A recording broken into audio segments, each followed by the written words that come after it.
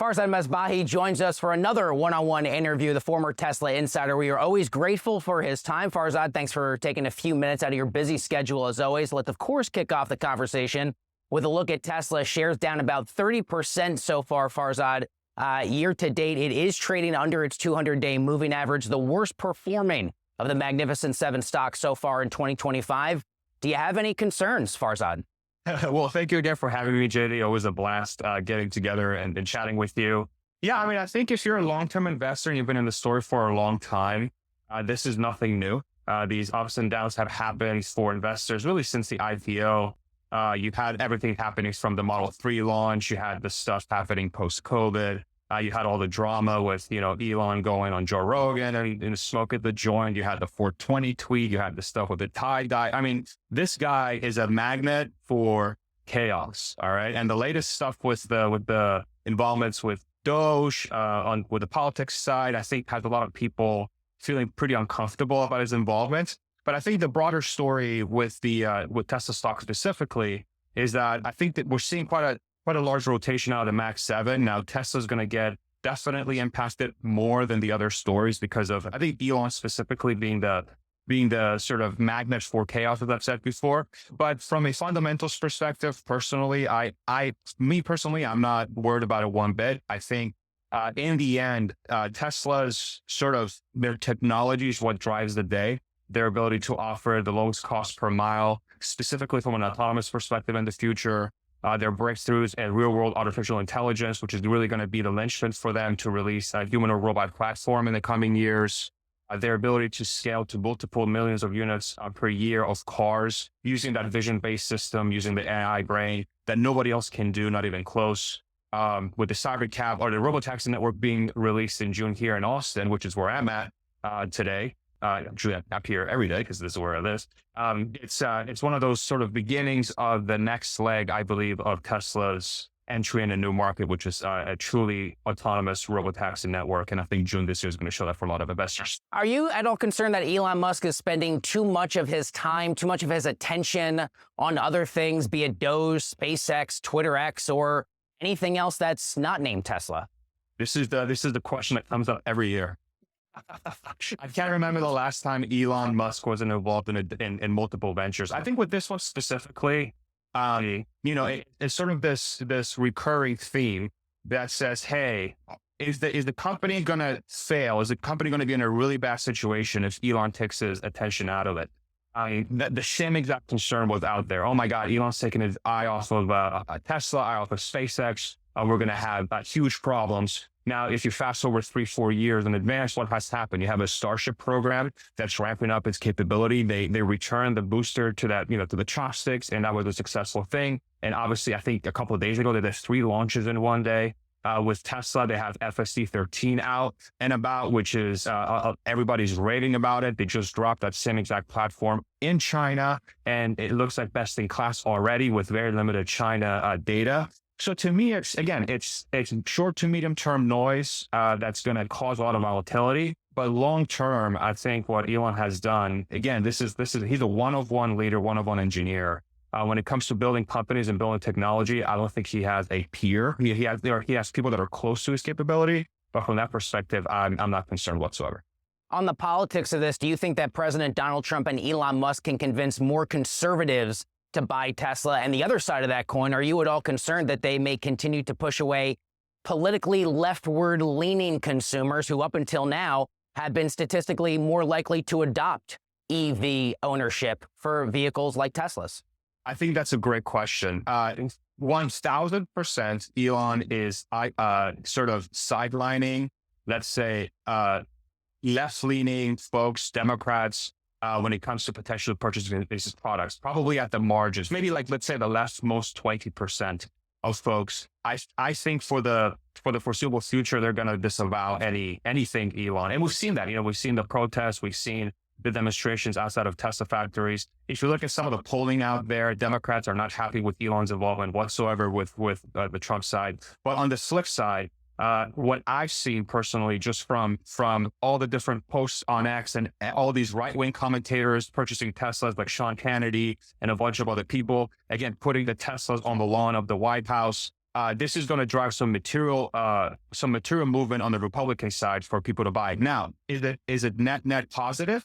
It's hard to tell right now. It's going to be, I think we'll get the data for sure at the end of this year once Tesla gets its Model Y lines all the way ramped, and into next year, for the new refresh, we'll see if there's any legitimate concerns from a sales perspective. But what my gut tells me is whatever the sidelining of Democrats on the left side could be, I think it's going to be more than made up from the raw attention that the brand is now getting that they've never gotten before, plus those Republican guys coming through, plus Tesla's ability to massively drive down the cost per mile of their next generation vehicles that are launching not next generation, but the cheaper models that are launching this year that are just going to broaden the base. And I think if you look at it historically, even though political movements could drive some sales, if you just offer a really good product at a really good price, that's going to take care of itself. However, a lot of people can make a very good argument that says, why are you isolating people in the first place? Why are you pissing off your core base from, a decade ago that was super hardcore about Teslas that are now like, bro, like you're literally stabbing me in the back here. That's a very, very legitimate criticism, but I think long-term, truly, I don't think it's going to matter much. I wonder how much tariffs may matter in all of this. Far as I'm sure the company, of all people, I mean, somewhat ironically, wrote this letter to the Trump administration emphasizing, as many other companies have done, by the way, the risks of retaliatory tariffs. We're kind of targeting this April 2nd key date from Scott Bessent and President Trump. How do you feel the tariff pressure points play into all this for the company? And does that concern you as yet another potential politically imposed headwind for the company? Yeah, sure. I think that's one to look out for. I would be hard pressed to think that there wouldn't be some impact from a cost perspective. Not the entire supply chain for Tesla isn't based in the United States. Their manufacturing is, quite a few parts are sourced in the United States, but you still have to get stuff from overseas. You have to get stuff from China. You have to get stuff from Europe, from South America, et cetera, from much of the different countries, actually. But the majority of the car in the United States is built and sourced in America. So what does that mean in the tariff world?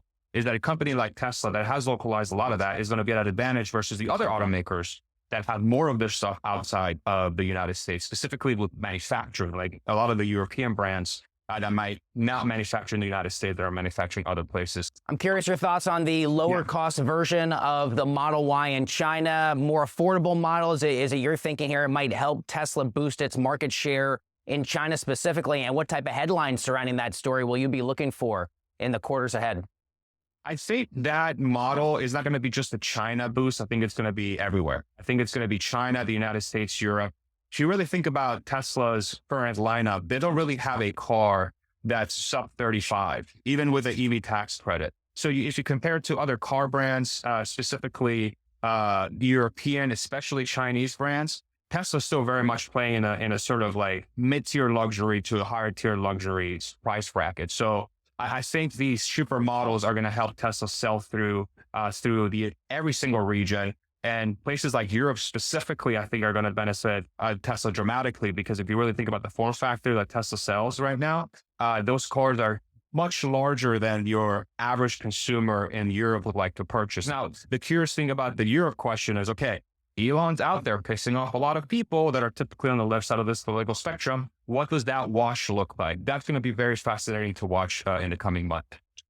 I wonder, because I know from time to time you do tweet about politics, but I wonder if you look back at the Biden administration and it all say, well, at least the Democrats were right directionally on the idea of an EV tax credit. And if so, is it your hope that President Trump and the Republicans, given the narrow margins they control both the Senate and House for, would continue those type of tax opportunities for potential or would-be EV buyers?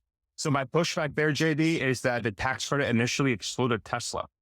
The Model Y and the Model 3 and those cars were not eligible for that tax credit, and it required a grassroots movement to force the government to include Tesla. I think from the very beginning, the Biden administration has been quite anti-Tesla specifically, and I think it's the Biden administration's sort of love for the unions that put Tesla at a disadvantage initially. Now, they did change their tune, thankfully, and they made it much more fair. They brought in the Model Y and the other models, which is great. And so I think it's a very logical thing to say that if the Trump administration were to yank the EV tax credit, this obviously means that Tesla will suffer from it, right? In some respects, their cars won't be as competitive from a price perspective as they were before. But the follow-on question becomes, what other company in the United States has the supply chain and manufacturer capability to be able to offer an affordable electric vehicle at a profit outside of Tesla? And the answer is nobody.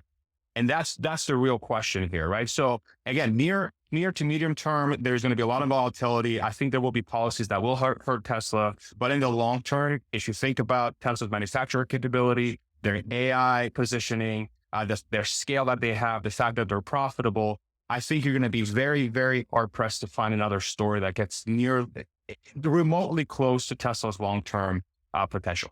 I gotta say, man, that's a really fair answer. And I think the reason I was not as bothered as many other people were by having President Trump there on the South Lawn with the Teslas was that it took Joe Biden more than a full year into his presidency to even say the word Tesla out loud, given their manufacturing dominance in the space. So a lot of people said, well, this is Trump picking winners and losers. To me, it was kind of more like balancing the playing field because Democrats and Biden were not so inclined to give Tesla the credit that objectively they deserve. So that point is well taken. Yeah. Not only that, if you recall, the EV summit with Joe Biden and Mary Barra and GM, again, this was an EV summit where Tesla was not included. And I remember this was a couple months after I left Tesla. Joe Biden's, the president of the United States specifically said that Mary Barra and GM led the electric revolution and that it mattered, right? And as a very freshly, out of the workforce Tesla employee that left the company, started his own path, right? I'm like, wow, all those blood, sweat, and tears that put into Tesla, and the president of the United States takes that credit and gives it to somebody else that doesn't deserve it. That doesn't sit right when the president doesn't recognize effort. So I agree with you 1000%. I think, listen, the end is, and it's sad that it's a political partisan thing today. But the end is, I think the company like Tesla, it's an American company. They build the companies here in the United States. It's an American workforce. It's a sort of celebration of manufacturing and technology coming back to the United States. And hopefully in the near future, we can just remove the politics out of this story and just say, this is a badass badass American company that's changing the world. And we need to be all of us behind it. And hopefully Elon can foster that sort of energy in the coming months and years. Let's wrap up. I want to get your thoughts here on the self-driving taxi business. Any thoughts you have, your take on the prospects of a true play Tesla robotaxi? What are you following that the rest of us should be paying attention to, Farzad? Yeah. So I think that Tesla specifically in the self-driving space is very uniquely positioned in multiple fronts. Number one, they have the lowest cost per unit manufacturing when it comes to a self-driving platform. If you compare it to other companies like a Waymo, Zoox, some of the Chinese players, a lot of these companies cannot manufacture a fully self-driving vehicle for call it 80, 60,000 in the best case scenario. Whereas Tesla is able to manufacture a self-driving car sub $30,000 per unit. And not only that, their AI platform is plug and play. So it can work in the United States, but it can also work in China. It can work in Europe, because they've used an AI brain approach that drives like a human would. It doesn't require these HD maps. It doesn't require all these heuristics and human code to get the car to drive. It uses an artificial intelligence to interpret the world and then drive. So what does that mean?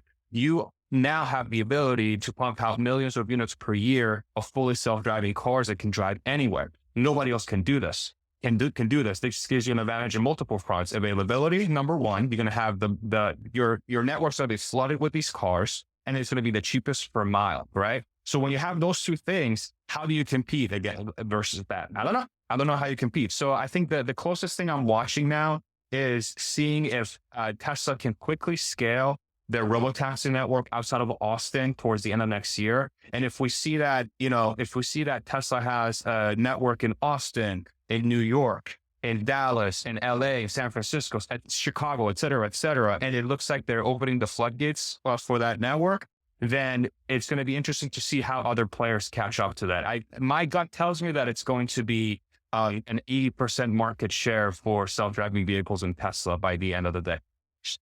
I'm going to sneak in one more for you. Any high hopes for a SpaceX IPO at any point? That's just a pipe dream for me that I keep hoping becomes real. I think the SpaceX story, the likeliest scenario is Starlink IPOs. They break that off. I think SpaceX is going to be a difficult story to IPO until they have regular trips to Mars and it becomes a profitable endeavor to go to Mars. Until then, I wouldn't hold my breath, unfortunately. Farzad Mesbahi is a former Tesla insider, one of our favorite guests here at Public's Leading Indicator. Always grateful for your time, your expertise, and your perspective. Farzad, thanks a lot. Thank you for having me, JD. You look great, brother. Keep it up. Hey, my man, right back to you. Thank you, dude. Thank you.